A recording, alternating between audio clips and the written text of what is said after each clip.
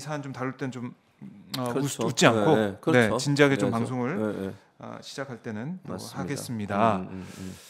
자, 이 서울 서초구 서희초등학교 이 교사 사망 이 사건, 이 20대 교사가 극단적인 선택한 걸로 좀 알려지고 있습니다.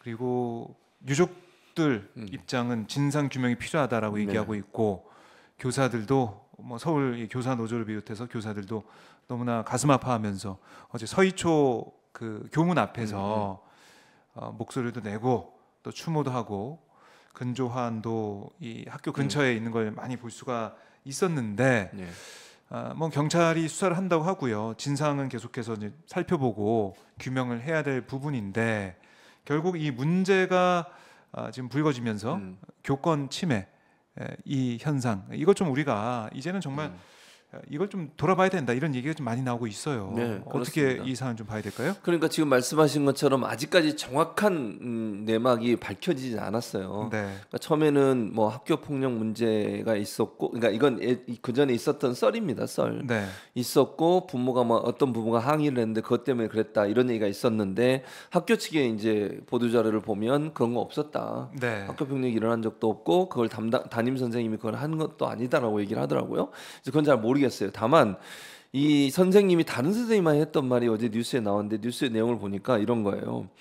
이 담임을 맡고 이제 두 번째 맡은 것 같아요, 이번에. 네, 근데 두 번째. 작년보다 10배는 더 힘들다. 네. 이런 표현을 썼더라고요. 그러니까 이제 동료 교사가 네. 노조 쪽에 얘기를 한 거예요. 그렇죠. 전원인데. 근데 10배라고 하는 그게 뭘까 하는 부분이 지금 의문인 거잖아요. 이제 많은 의혹이 나오고 있는 부분은 이제 교권 침해. 이제 저희가 좋게 교권 침해, 선생님을 무시하거나 선생님한테 학생들이 또는 학부형들이 네. 이제 뭐 지속적으로 전화를 하거나 아니면 항의를 하거나 이런 것들을 이제 얘기하는 거거든요. 뭐 한마디로 이른바 뭐 얘기하면. 갑질일 수도 있겠고, 그렇죠. 뭐 그러니까 괴롭힘일 수도 있겠고. 예, 그럴 수 있죠. 그러니까 학생들이 그럴 수도 있고, 저는 학부형들이 그럴 수도 있다고 봐요. 특히 이제 좀 어린 학생들이니까 네. 학부형들이 그럴 가능성이 좀 높다고 저는 보는데, 학부형들 입장에서는 자기 아이한테 뭐 조금이라도 선생님이 야단을 치거나 뭐라고 하면 왜 우리 애한테 그러냐. 네. 예를 들면 우리 애만 왜 이렇게 하느냐라고 해서 항의를 하면서 막 이제 심한 말을 하기도 하고 언어 폭력이 이루어지는 경우도 많이 있습니다. 그리고 이제 최근에 뭐 잘 아시겠지만 엊그제 이 사건 터지고 나서 어제 그제 몇 가지 사건이 터졌는데, 네. 초등학교 5학년인가 6학년 학생이 폭력을 행사했죠. 네. 서울 선생님한테. 양천구의 네. 초등학교에서. 거기뿐만 아니라 또 한 군데 더 있더라고요. 2개가 지금 나왔어요. 그래요? 그러니까 요즘 이제 그 우리 학생들의 신체가 전체적으로 좀 크잖아요. 네. 키도 그렇고 몸무게도 그렇고 이렇게 성장 속도가 빠르기 때문에 물리력으로 사실 뭐 초등학교 선생님들 중에 여자 선생님들 같은 경우에는 힘으로 못 이기는 경우도 많아요. 네. 그러니까 그런 것 때문에 폭력을 행사하거나 아니면 뭐 반말을 하거나 욕설을 하거나 이런 경우들이 비일비재하게 있다고 저는 들었어요. 현장에 있는 분들한테. 그러니까 이게 드러나지 않아서 그런 거고요. 학생들의 학폭이라든지 아니면 선생님들의 학생을 괴롭히는 문제는 언론에 보도가 자주 되고, 왜냐하면 그게 갑을 관계를 우리 사회는 어떻게 생각하냐면 선생님은 갑이고 학생은 을이라고 봐요, 늘. 뭐 기본적으로 그렇게 보잖아요. 그렇게 봤었죠. 예. 근데 그게 실제적으로 학교 현장에 가보면 그게 아닌 경우들도 많아요. 그러니까 왜냐하면 학생들의 인권이라든지 아니면 학생들이 갖고 있는 여러 가지 뭐 신체적인 조건이라든지 네. 또는 학교 폭력에 대한 어떤 우리 사회의 기준이 좀 더 높아진 부분, 이런 부분들 때문에 선생님들이 예전처럼 뭐 체벌을 하거나 아니면 혼을 내거나 이러는 것이 상당히 제한돼 있어요. 근데 그렇게 되니까 반대로 네. 학생들이 결국은 자기가 생각할 때 부당하다고 생각하면 심한 말을 한다거나 욕설을 한다거나 물리력을 행사하는 경우도 있을 수 있고, 네. 부모한테 얘기하면 부모가 또 나서가지고 왜 찾아와가지고 막 교무실에서 또는 전화를 해서 선생님한테 그런 항의를 하는, 그러다 보니까 이게 선생님들이 교권이나 소위 이제 학교의 선생님이 가지는 권리 이런 부분들이 엄청나게 무너지고 있는 건 사실이에요. 네. 그래서 그런 부분들이 결국 이번 사건의 단초가 된 게 아닌가, 지금 이런 의혹이 나오고 있는 거죠. 네. 지금 서울교사 노동조합에 들어오고 있는 제보 이런 걸 보면 이 서희초에서 근무했던 교사들의 증언도 이어지고 있는데, 이 서희초에서 학교폭력 담당했던 A 교사가 학교폭력 민원과 관련된 대부분의 학부모가 법조인이었다. 그러면서 나 뭐 하는 사람인지 알지? 나 변호사야. 이렇게 말하는 사람도 있었다는 것이고, 그리고 이 고인의 학급, 이제 순진 교사 학급에 공격적인 행동하는 학생이 있어서 이 순진 교사가 힘들어했다, 이런 얘기도 있고, 또 순진 교사의 학급 학생이 연필로 다른 학생의 이마를 긋는 사건이 있었는데 이 사건과 관련된 학부모가 고인의 그러니까 순진 교사 개인 휴대전화로 수십 통의 전화했다는 증언도 있고 여러 가지 증언이 좀 쏟아지고 있기 때문에 진상 규명이 반드시 필요한데 해법 아까 저희가 이제 교권 이 보호를 해야 된다 이렇게 얘기는 했는데 그러면서 한쪽에서 나온 말이 특히 정부 여당 오늘 이주호 부총리도 얘기를 했지만은 학생 인권이 지나치게 강조돼서 교실이 붕괴가 되고 있다. 그러니까 학생 인권 조례 이건 좀 문제시하고 있는 그런 모습을 보이고 있어요. 어떻게 보세요? 저는 이거는 정말 진단이 잘못된 거예요. 그러니까 장관이라는 사람이 문제의 본질과 문제 해법 자체를 제대로 모르고 있는 거예요. 자, 학생 인권 조례가 생긴 것은 그 전에 지금 이 인권 조례가 생기기 전의 상황을 생각해 보세요. 박종훈 기자도 그렇고 저도 그렇고 아니 차이가 나는구나. 제가 더 이제 제가 학교 다닐 때는요. 더 많이 선생님 때리는 맞는 게 그냥 일상이었어요. 그거는 뭐 그 친구라는 영화 아세요 혹시? 거기 보면 뭐 이제 막 이거 볼 잡고 네 아버지 뭐 하시노 이래가지고 막 때리잖아요. 그렇죠. 그게 일상이었어요. 저희는 그냥 맞는 게 제가 학교 다닐 때는요 발바닥 막 이 막대기로 맞고 엎드려 뻗쳐서 맞고 뭐 군대처럼 막 원산 폭격하라 그러고 이런 경우들이 비일비재했어요. 그게 문제가 안 됐어요. 그리고 그렇게 한다고 해서 그게 그러다 보니까 학생들의 인권이 완전히 무시되는 경우가 많았고 선생님이 거의 교실에서 왕처럼 군립하는 경우들이 있었거든요. 그래서 그게 시대적 변화에 맞지 않다고 해서 학생들의 인권을 존중해 주자는 거잖아요. 선생님이 그 당시에는 절대적 권력을 가지고서 교실 안에서 모든 것을 통제하고 자기가 왕인 듯이 행동해도 아무런 문제가 없었던 것들 학생들의 인권이 완전히 무시되고 학생들의 주장이 무시되는 그런 경우도 있었잖아요. 그래서 학생 인권 조례를 만든 거예요. 자, 그러면 인권 조례를 만들었으니까 교권이 상실된 거예요? 아니지. 이렇게 접근해야 돼요. 학생들의 인권도 교사들의 권리도 함께 향상을 해야 되는 거예요. 보호를 해주고. 그렇죠. 이게 어떤 사람의 인권을 짓밟고 그래야지만 다른 사람의 인권이 보장되는 거. 그건 아니잖아요. 그 논리 자체가 말이 안 되는 거예요. 이게 학생 인권 조례가 높아졌으니까 그것 때문에 그랬다.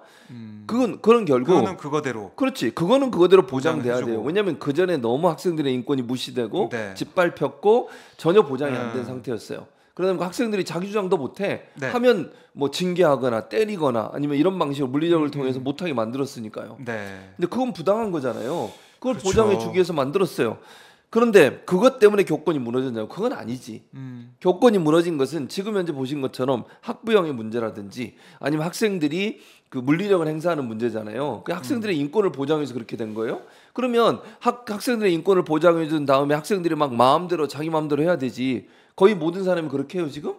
아니 학생들이 교실에서 그러면 일부겠죠, 100명이 100명, 뭐 50명 50명 아니면 30명이 30명이 전부 다 그렇게 하냐고요? 아니잖아요.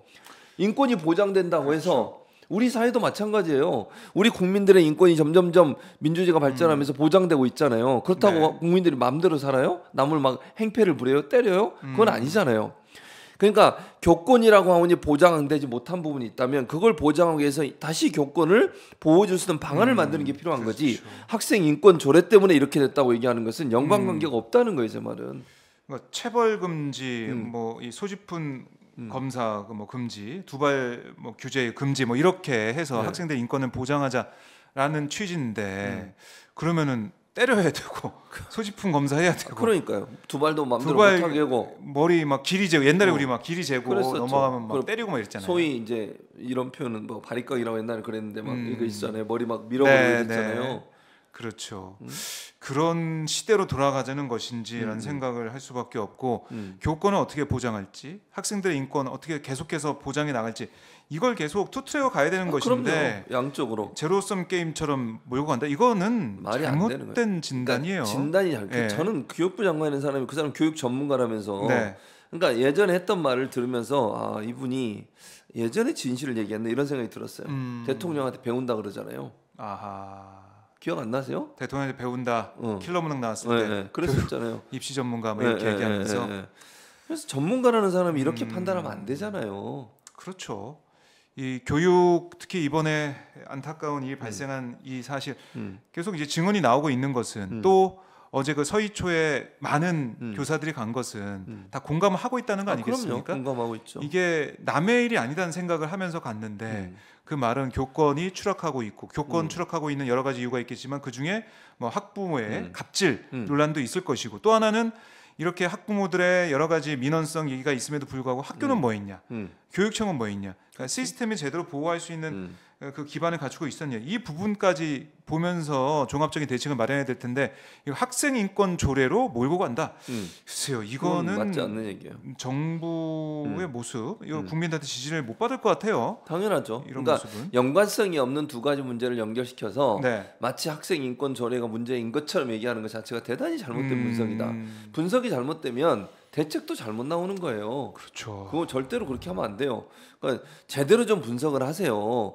교권이 무너진 것은 이게 사실은 우리 교사들이 다른 곳으로부터 보호받을 수 있는 그런 보호막이 전혀 없어요. 지금 바로 맞들이잖아요. 노출돼 있는 거잖아요. 그렇죠. 학생들한테, 학부형한테. 예. 그럼 예를 들면 학부형이 문제가 있다면 다른 시스템을 통해서 공식적으로 제기를 들어오고 그걸 판단해서 옳고 그름을 그렇죠. 마련할 수 있는 위원회 같은 걸 만든다든지 아니면 교육청에 무슨 신고 센터를 만든다든지.